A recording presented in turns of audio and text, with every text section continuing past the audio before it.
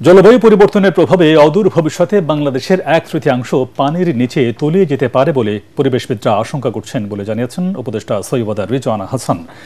রাজধানীতে একটি বেসরকারি সংস্থা আয়োজিত আলোচনার সভায় তিনি বলেন, রাজনৈতিক সদিচ্ছা ছাড়া কোনো অবস্থাতেই পরিবেশ বিপর্যয়ে ঠেকানো সম্ভব নয়।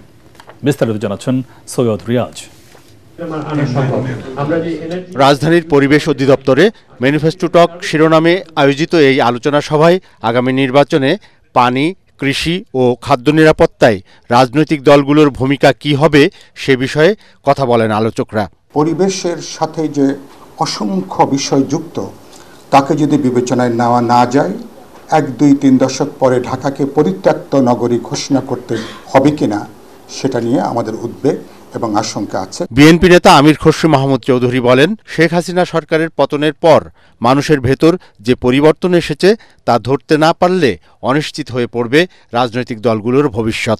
যারা খাল দখল করছে, বিল দখল করছে, তাদেরকে অবশ্যই আমি একমত, এদেরকে নির্বাচনে মনোনয়ন দেওয়া হবে না। মোনালিসা হেভি ফ্লো 15 পিস প্যাকেটের সাথে 8 পিসের একটি প্যাকেট একদম ফ্রি।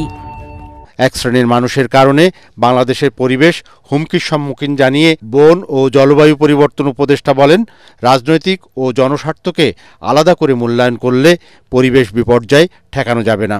সত্যিকার অর্থে জলবায়ু পরিবর্তন আমরা যেভাবে আশঙ্কা করছি সেভাবে হয়, তাহলে কি হবে জানেন? বাংলাদেশের 1/3 চলে যাবে পানির নিচে। 4টা বছর পাথর উত্তোলন কিন্তু আমরা বন্ধ রাখতে পেরেছিলাম জাফলংয়ে, আর এখন আমি উপদেষ্টা, এখন এই পাথর উত্তোলন বন্ধ রাখতে পারলাম না।